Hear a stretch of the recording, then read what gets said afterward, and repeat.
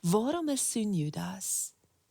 Waarom het jy 'n uitdrukking van liefde gekies? En soos ek reflekteer oor die vrae in my hart, wat ek van Judas wou vra, en ek reflekteer oor Jesus se vraag, besef ek, Judas, ek is ook soos jy. My kop sê ek is lief vir hom, maar my dade het al my liefde weerspreek.